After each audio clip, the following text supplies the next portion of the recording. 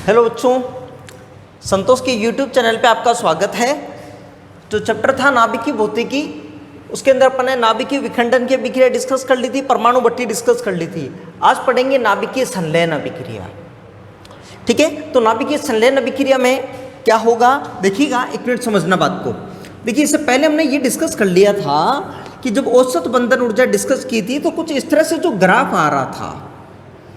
ठीक है, ये औसत बंधन ऊर्जा और न्यूक्लियनों की संख्या के बीच में जो ग्राफ ए, उसके अंदर ये डिस्कस किया था कि मध्यवर्ती नाभिकों की औसत बंधन ऊर्जा हल्के या भारी नाभिकों की तुलना में ज्यादा है। इसलिए मध्यवर्ती परास के जो नाभिक हैं वो ज्यादा स्थायी होते हैं बजाय हल्के और भारी नाभिकों के। भारी नाभिक, ठीक है ना, ये हो गया मध्यवर्ती नाभिक। मध्यवर्ती नाभिक की तुलना में ज्यादा स्थायी है। क्लियर? इसलिए भारी नाभिक तो दो या दो से अधिक भागों में विघटित होते हैं ताकि मध्यवर्ती परास में आ जाए। ठीक है, उनका स्थायित्व बढ़ जाए और कुछ ऊर्जा मुक्त होती है।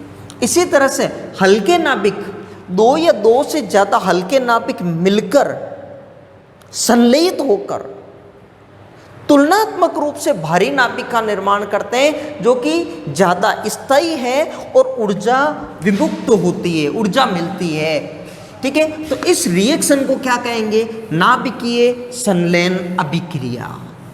तो नाभिकीय संलयन अभिक्रिया में क्या होंगे कि दो या हल्के नाभिक जितने भी ये दो या दो से ज्यादा हल्के नाभिक प्लस हल्के नाभिक, ये मिलकर तुलनात्मक रूप से किसी भारी नाभिक का निर्माण करेंगे, प्लस ऊर्जा मुक्त होगी। ठीक है, अब नाभिक का मतलब केवल प्रोटॉन ही है, उसमें धनावेश ही है। ठीक है, तो अगर मान लीजिएगा ये कोई हल्के नाभिक है, ये भी कोई हल्के नाभिक है।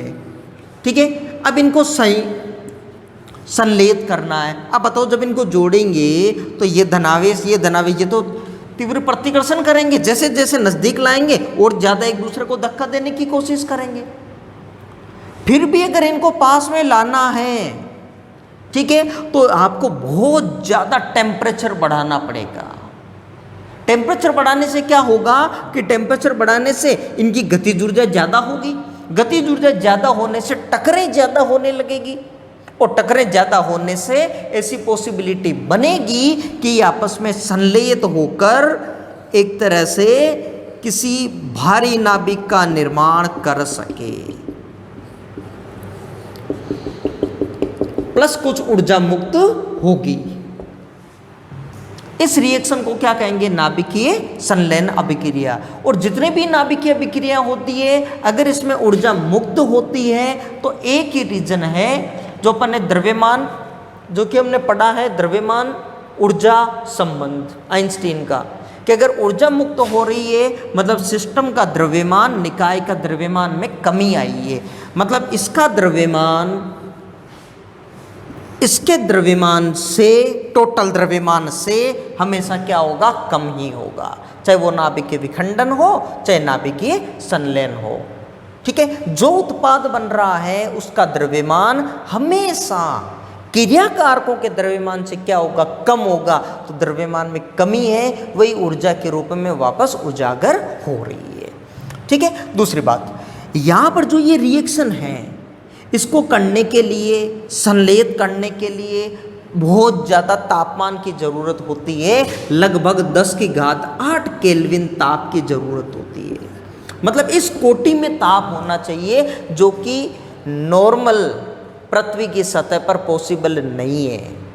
इसलिए ये रिएक्शन को, इस तरह की रिएक्शन को लेबोरेटरी में कराई जाती है जहाँ इस तरह का टेम्परेचर उत्पन्न कराया जा सके, बढ़ाया जा सके। ठीक है, और वहाँ आसपास की चीज़ें जो इतना सहन भी कर सके, इतना। ठीक है, अब आप सोचिएगा कि इतना ज़्यादा, मान लीजिएगा पानी है, पानी को गर्म कर रहे हैं, 100 डिग्री सेल्सियस तापमान है। ठीक है, हाँ, लोहे का बर्तन है तो उसका तापमान तो, उसका तो गलनांक बिंदु भी बहुत ज़्यादा है। ठीक है, तो वो क्या करेगा, 100 डिग्री सेल्सियस पे खुद गलेगा नहीं, लेकिन गली हुई चीज को स्टोर करके रख लेगा। लेकिन इतना तापमान में तो लोहा भी गल जाता है। ठीक है, तो ये मटेरियल जब इतना तापमान होगा तो बिल्कुल गैसीय अवस्था के अंदर होने लग जाएगा ये। ठीक है, तो ये नाभिकीय संलयन की अभिक्रिया कि नॉर्मली या सामान्य परिस्थितियों में पॉसिबल नहीं है।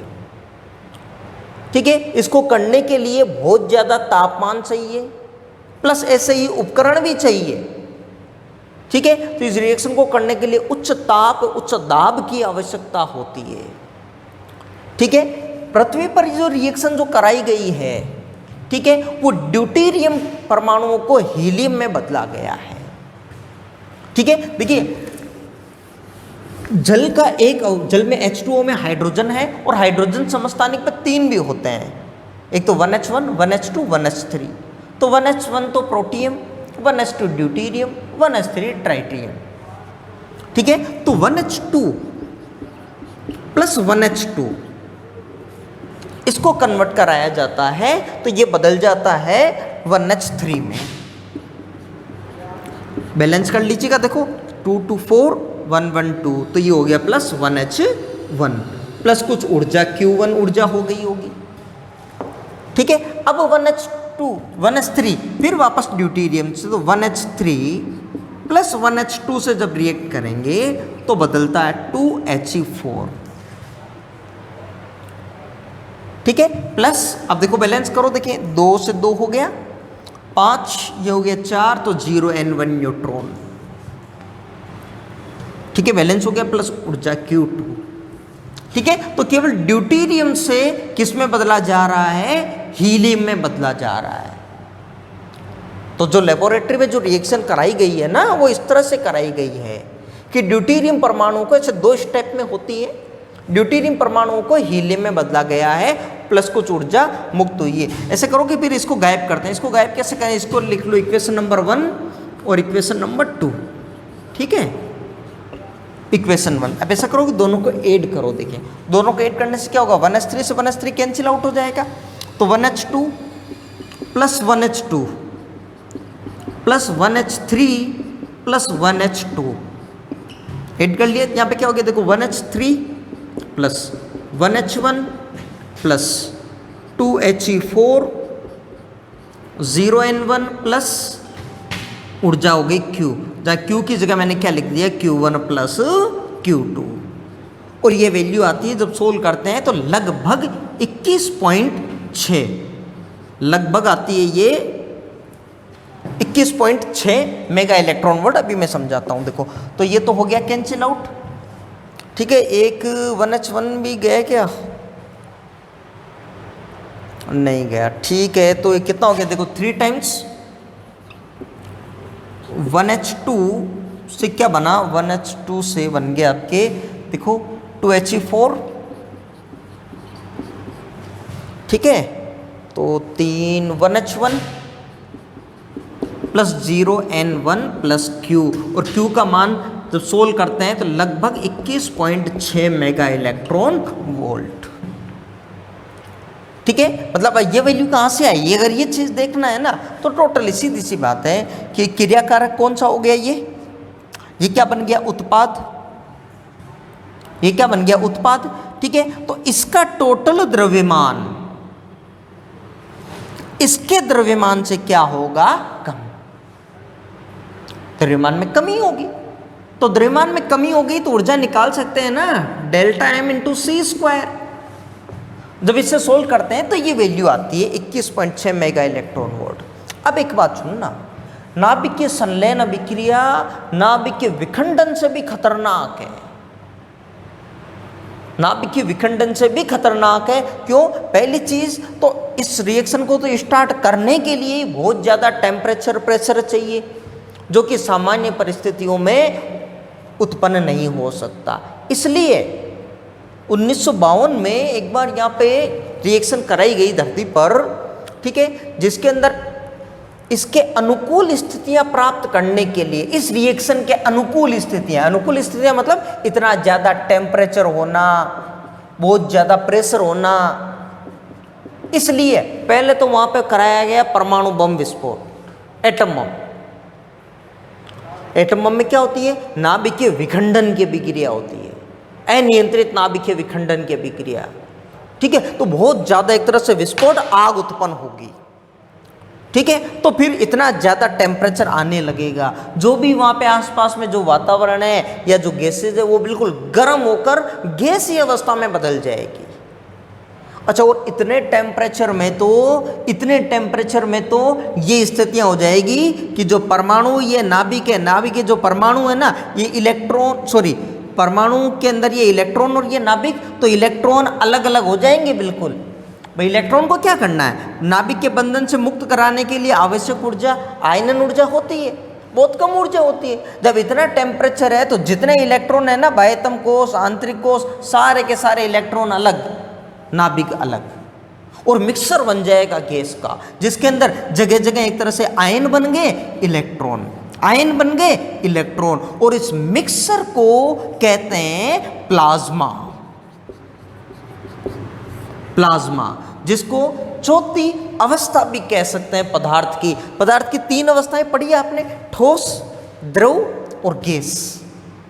ठीक है, अब ये गैस में भी परमाणु होते हैं। ठीक है, अब ये इलेक्ट्रॉन और ज़्यादा टेम्परेचर बढ़ाएंगे, इलेक्ट्रॉन सारे अलग, तो आयन बन जाएंगे, धनायन ऋणायन, धनायन इलेक्ट्रॉन, इसका मिश्रण बन जाएगा, इसको कहते हैं प्लाज्मा।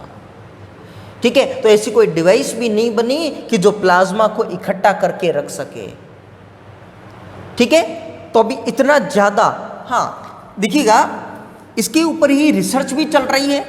अगर मान लीजिएगा इसके ऊपर ऐसी मतलब कुछ रिसर्च होकर इस पर कुछ मिल जाए, ऐसा कोई उपकरण, तो हमारे लिए तो फिर तो ऊर्जा की समस्या बिल्कुल ही खत्म हो जाएगी,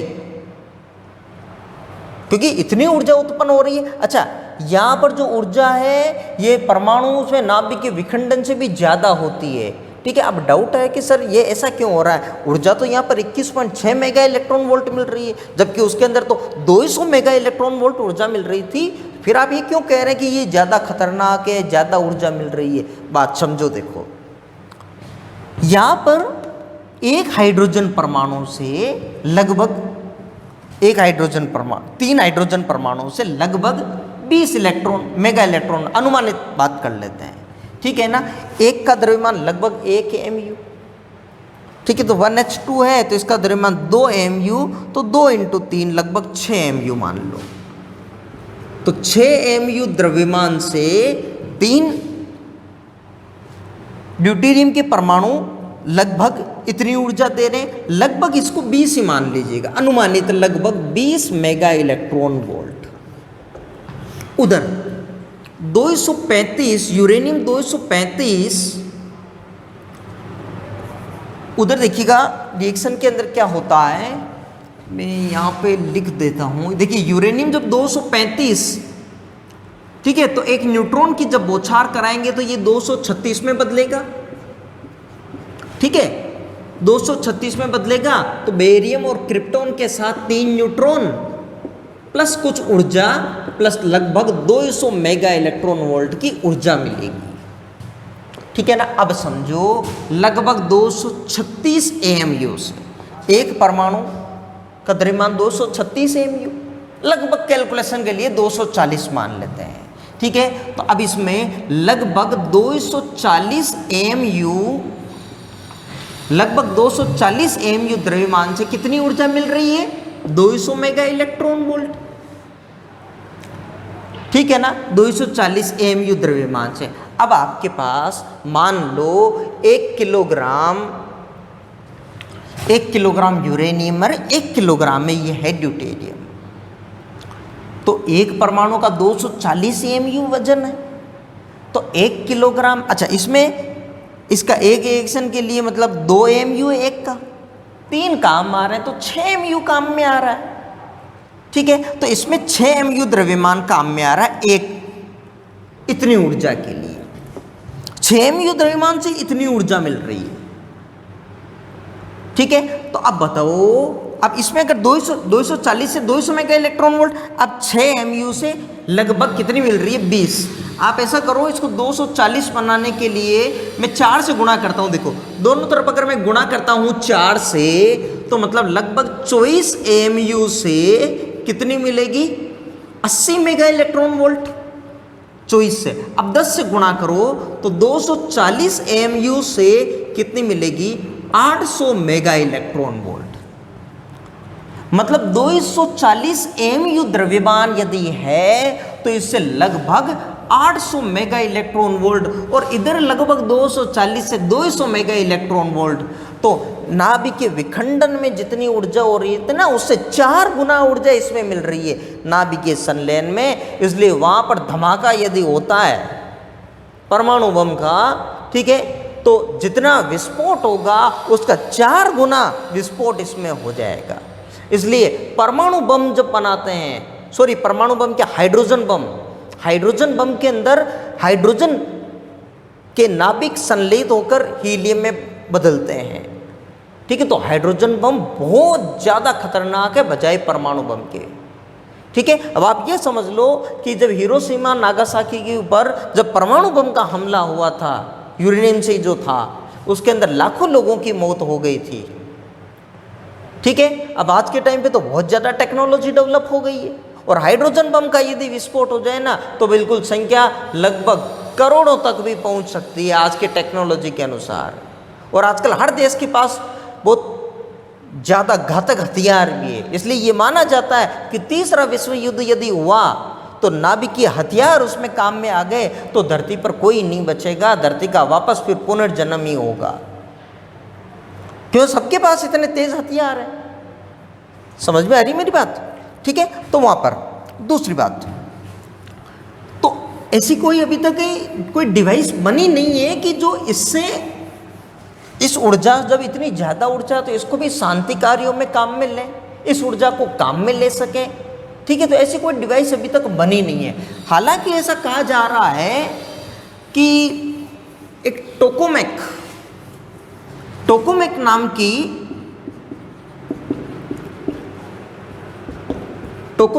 की कोई एक डिवाइस बनी है, ठीक है, जो मैग्नेटिक कन्फाइनमेंट पर आधारित है।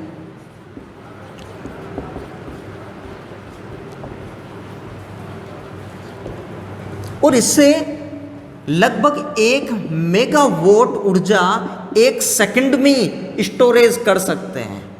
इतनी शक्ति, वोट है तो शक्ति, ठीक है, इतनी शक्ति ऊर्जा 1 सेकंड के अंदर ही मिल जाती है। ऐसा कुछ एक डिवाइस है जो कि मैग्नेटिक कन्फाइनमेंट पर आधारित है और उसका नाम है टोकामेक, ध्यान रखना, ठीक है। अच्छा, और ये सारी रिएक्शन के लिए टेम्परेचर तो है ही, इसलिए इसको तापीय नाभिकीय संलयन अभिक्रिया भी कहते हैं। क्लियर यहां तक, कोई दिक्कत नहीं, ठीक है। अब देखिएगा सूर्य और तारों पर भी, तो ये तो हुई नाभिकीय संलयन अभिक्रिया।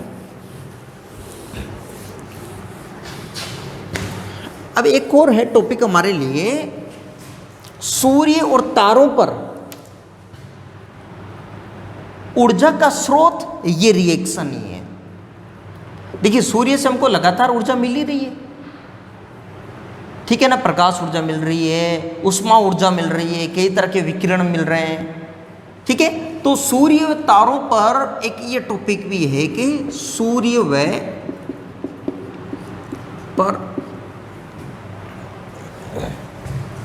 तापीय संलयन अभिक्रिया।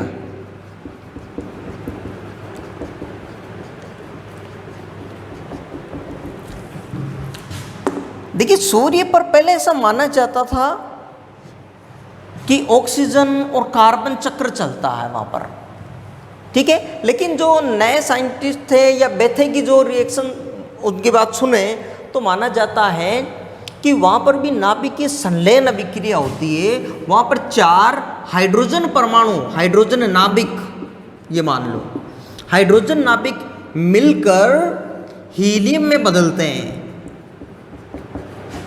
प्लस ऊर्जा मुक्त होती है, ऊर्जा मुक्त होती है, ठीक है। और अब आप ये सोचो, देखिएगा कितनी ऊर्जा मुक्त हो रही होगी, ये इसको थोड़ा सा आप महसूस करना। देखो मैं महसूस कराता हूँ, समझना बात को। देखिएगा अभी जैसे तेज़ गर्मी है बहुत ज़्यादा, ठीक है, हम 1 घंटे धूप में खड़े नहीं रह सकते दोपहर के समय पर, ठीक है, बिल्कुल हमारे बिल्कुल भयंकर इतना पसीना आने लग जाएगा, हम खड़े नहीं रह सकते, बहुत ज़्यादा गर्मी हो गई। अब सूर्य हमारे से कितनी दूर है ये समझना।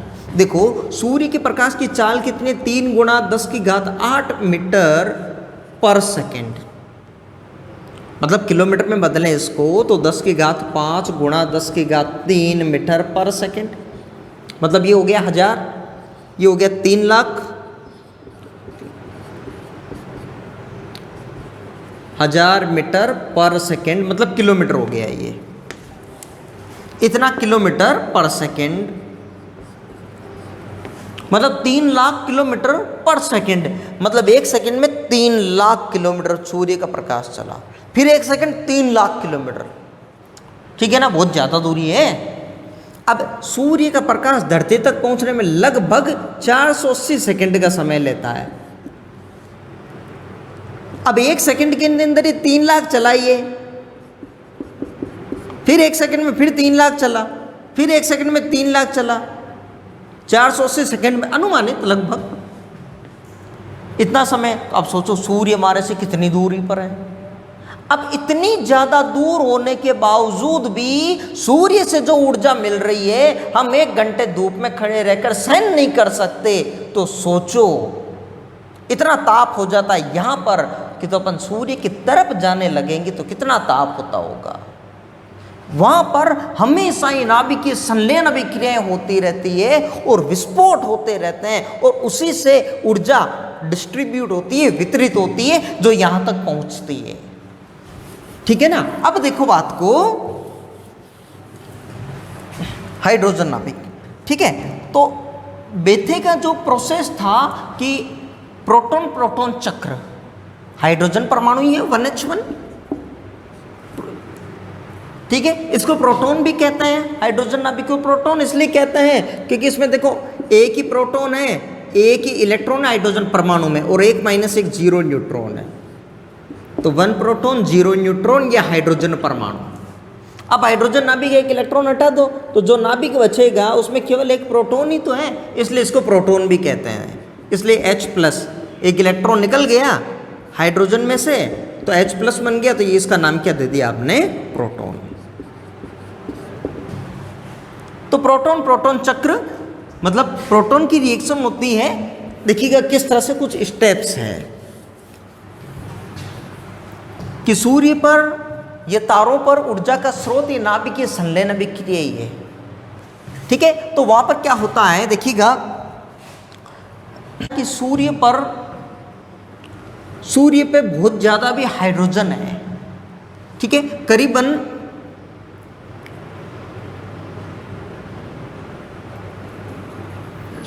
36% हाइड्रोजन गैस है,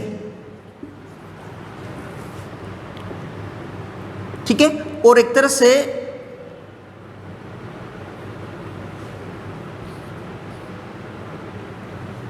63% हीलियम गैस है, 1% में कोई दूसरी गैसेज हो सकती है, ठीक है, लेकिन हाइड्रोजन गैस कन्वर्ट होती है हीलियम में। देखिए प्रोटॉन प्रोटॉन चक्र बेथे का प्रोटॉन प्रोटॉन चक्र, ये क्या है समझना। देखो जैसे 1H1 से रिएक्ट किया तो ये बन गया 1H2 प्लस, अब बैलेंस कर लीजिएगा, देखो तो ये क्या हो गया, प्लस का 1E0 मतलब पोजिस्ट्रॉन, जिसको बीटा प्लस कण भी कह सकते हैं, ठीक है। देखो आवेश बैलेंस हो गया, 1 1 2, द्रव्यमान भी 2 + 0 बैलेंस हो गया। या इसको ये भी लिख सकते हैं E+, ठीक है ना, एक ही बात है ये। E+ का मतलब यही हो गया, E+ का मतलब यहाँ पर ये कोई द्रव्यमान नहीं, E+ का मतलब चार्ज ही है, ठीक है। अच्छा, और जब भी बीटा कण निकलते हैं हमेशा बता चुका हूँ, एक कण और भी निकलेगा न्यूट्रिनो, बीटा पॉजिटिव के साथ न्यूट्रिनो, बीटा नेगेटिव के साथ anti neutrino, plus neutrino plus ऊर्जा Q1, इसके हो गया न्यूट्रिनो, ठीक है। अब E+ वाला जब E- वाले से मतलब इलेक्ट्रॉन से रिएक्ट करेगा तो गामा प्लस गामा दोनों उदासीन कण हो जाएंगे, प्लस ऊर्जा हो गई Q2। इसको नाम दे देते हैं इक्वेशन नंबर 1, ये हो गई आपके लिए इक्वेशन नंबर 2। ठीक है, तो अब ये जो 1H2 है ये वापस 1H1 से रिएक्ट करेगा और ये बदल जाएगा, देखिएगा 2He3 प्लस, अब बैलेंस कर लीजिएगा, देखो 2, ठीक है बैलेंस ही है, प्लस कुछ गामा कण ले लीजिए बोले, उदासीन कण गामा, और नहीं भी लोगे तब भी कोई फर्क नहीं पड़ेगा, प्लस Q3 ऊर्जा, इक्वेशन नंबर 3। और ये 2He3 के दो परमाणु, मतलब 2He3 प्लस 2He3 ये बनेंगे 2He4। अब बैलेंस कर लो तो 4, 2 बाकी रहा तो 1H1 प्लस 1H1 प्लस ऊर्जा होगी Q4, ये इक्वेशन नंबर 4। अब फाइनली आपको देखो इससे यहाँ तक पहुँचाना है, देखो ये यहाँ पर रही हाइड्रोजन, ये रही हीलियम, बाकी सबको कैंसिल आउट करना है, बाकी सबको कैंसिल आउट करना है तो कैसे कराएं, देखो ये सोचो, ये कुछ चक्र है, इससे ये फाइनली ये बनी। अब हाइड्रोजन तो उत्पाद में रखना नहीं है, क्रियाकारक के अंदर रहेगा, तो उत्पाद में केवल ये रखना है क्या, और इनपुट में ये रखना है, चार्ज बैलेंस हो जाएंगे, इनकी कोई टेंशन नहीं, चाहे तो ये क्रियाकारक में हो चाहे उत्पाद में हो। ठीक है, अब देखो कैसे करें बैलेंस, देखो यहाँ पे 2He3 की कितने परमाणु है, 2, यहाँ पर है एक ही परमाणु, तो इसको काटें कैसे, जब दोनों जोड़ेंगे तब तो एक कैंसिल हो जाएगा, तब भी एक बच जाएगा, तो इसको गुणा करो 2 से, तो जब इसको 2 से गुणा करेंगे तो 2He3 के 2 परमाणु, यहाँ पर भी 2He3 के 2 परमाणु आ जाएंगे। ठीक है, तो जब जोड़ेंगे तो दोनों कैंसिल हो, तो इसको गुणा कर रहा हूं मैं 2 से। ठीक है ना, फिर जोड़ूंगा मैं। अब देखो जब 2 से गुणा किया, ठीक है, तो ये तो कैंसिल आउट हो गया, चलो, लेकिन 1H2 के भी तो 2 से होंगे, 2 से गुणा तो ये पूरी होगी इक्वेशन, तो 1H2 के भी कितने हो गए, 2 बार। ठीक है ना, तो 1H2 के 2 बार हो गए, तो फिर गुणा इसको भी किससे करना पड़ेगा, 2 से। 1H2 यहाँ पर है ना, तो इसको भी गुणा किससे करो आप, 2 से। अब 2 से गुणा करने से यहाँ पे देखो ये E प्लस वाले कितने हो जाएंगे, 2, यहाँ पे कितना, 1, इसको भी गुणा कर लो आप 2 से। अब ऐड कर लो सबको। ठीक है, तो इक्वेशन 1 गुणा 2 प्लस इक्वेशन 2 गुणा 2 प्लस इक्वेशन 3 गुणा 2 प्लस इक्वेशन 4 से। ठीक है, अब इनको सबको जोड़ते हैं, देखो तो क्या बनेगा बताना, एक मिनट, देखो फाइनली मैं इक्वेशन लिख रहा हूं, अब यहां पे समझना, देखो 2 से गुणा किया ना, तो 1H1 1H1, ये 2 टाइम्स 1H1 तो है ही, लेकिन 2 से गुणा करने से कितना हो जाएगा, 4। ठीक है, इधर 2 से गुणा करने से क्या हो गया, 2E plus plus 2E minus, इधर से 2 से गुणा करने से क्या हो गया, देखो 2 टाइम्स 1H2 प्लस 2 टाइम्स ही 1H1 प्लस, इसको तो सीधा ही रखा है ना, तो 2He3 मतलब 2 कण हो गए ये 2 के 2He3 के। अब बना क्या, ये देखो यहाँ पे आगे सारे, अब 2 से गुणा करने से 2 टाइम्स हो गया 1H2 प्लस 2 ये हो गए E प्लस प्लस 2 न्यू, ठीक है, प्लस 2Q1, तो ये 2Q1 2Q2 2Q3 plus Q4 last में एक साथ लिख दूंगा यहाँ पे, plus 2 gamma plus 2 gamma. Clear, यहाँ पे आए 2 से गुणा किया ना, तो 2 times plus 2 times 2He3 plus 2 gamma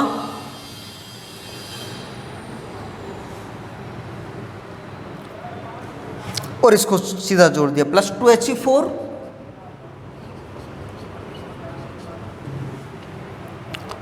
plus देखो 1H1 कितना हो गया 2 टाइम्स 1H1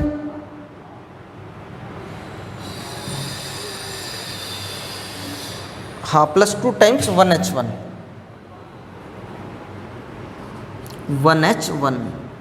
प्लस Q। अब Q का मतलब कितना हो गया यहाँ पे, ठीक है। तो अब देखो Q का मतलब क्या हो गया, जहां Q ये बन गया आपके लिए, जहां Q का मतलब ये बन गया आपके पास 2Q1 plus 2Q2 plus 2Q3 plus Q4, जहां Q। अब देखो कुछ कट क्या रहा है, ये समझो बात को, देखो कटना क्या क्या है, ये यहां से देखो 2E प्लस ये 2E प्लस, क्लियर। 1H2 वाले देखो 2 टाइम्स 1H2 2 टाइम्स 1H2, इसीलिए तो किया था ये सारा, क्लियर। अब 2 टाइम्स 1H1 ये हो गया 2 टाइम्स 1H1, क्लियर। देखो 2 times 2He3 2 times 2He3, cut गया ना, ठीक है। तो अब जो नई इक्वेशन बनी है, ठीक है, तो उसको मैं लिख रहा हूं यहां पर, अब जो नई इक्वेशन बनी है ना उसको मैं यहां पे लिख रहा हूं,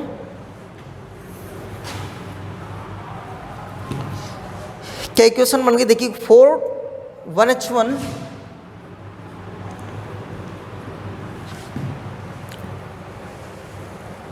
प्लस 2E माइनस,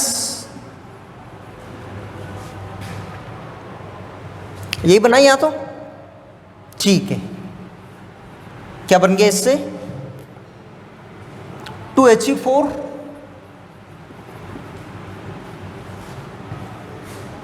2He4 निकल गया दिखिएगा, और 2 गामा 4 गामा 6 गामा और 2 प्लस 6 गामा और 2 न्यूट्रिनो प्लस 6 गामा प्लस ऊर्जा Q, ठीक है। अब देखो ये E माइनस उधर भेजेंगे तो क्या हो जाएगा E प्लस, क्योंकि यहां पे मतलब -1 E0 और उधर भेजने से क्या हो जाएगा प्लस का 1 E0, ठीक है। तो इसको मैं भेज देता हूं उधर, तो 4 1H1 किस में कन्वर्ट हो गया है देखिएगा, 4 1H1 किस में कन्वर्ट हो गया 2He4 प्लस, तो इसको इधर भेजने से क्या हो जाएगा 2E प्लस 2 न्यूट्रिनो और बीटा प्लस के साथ न्यूट्रिनो आ गया, प्लस 6 गामा प्लस ऊर्जा Q, और Q का मान लगभग आता है 26.7 मेगा इलेक्ट्रॉन वोल्ट, 26.7, ठीक है। और ये Q कैसे निकलेगी फाइनली, अब इसका द्रव्यमान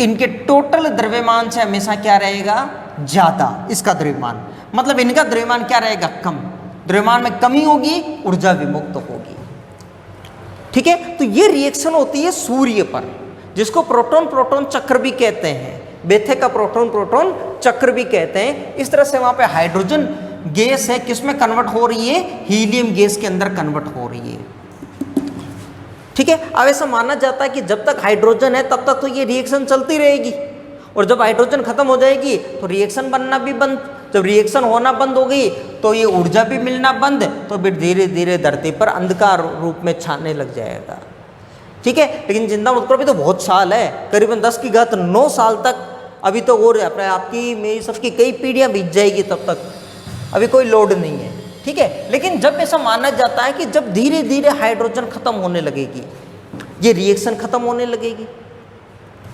ठीक है, तो रिएक्शन खत्म तो टेम्परेचर धीरे धीरे कम होने लगेगा, बाहरी सतह का टेम्परेचर कम होने लगेगा, ठीक है। अब गुरुत्वाकर्षण के कारण अंदर के एक तरह से वो सिकुड़ने लगेगा वापस, अंदर का टेम्परेचर भी ज्यादा है, ठीक है, तो धीरे धीरे वो सिकुड़ने लगेगा, सिकुड़कर एक तरह से वो लाल रंग का होने लग जाएगा, गुरुत्वाकर्षण के कारण बिल्कुल सिकुड़ेगा और एक तरह से लाल रंग का होने लग जाएगा। फिर उसको लाल दानव भी नाम देते हैं वो भूगोल की दृष्टि से। ठीक है, तो सूर्य एक लाल दानव बनने लग जाएगा। ठीक है, दानव मतलब अब धरती मतलब एक तरह से जब सूर्य का प्रकाश नहीं आएगा तो पृथ्वी या सारी जितनी भी सृष्टि वो धीरे धीरे वैसे ही नष्ट होने लग जाएगी। ठीक है, क्लियर। तो ये हो गया आपके नाभिकीय संलयन की अभिक्रिया कंप्लीट। ठीक है, थैंक यू क्लास।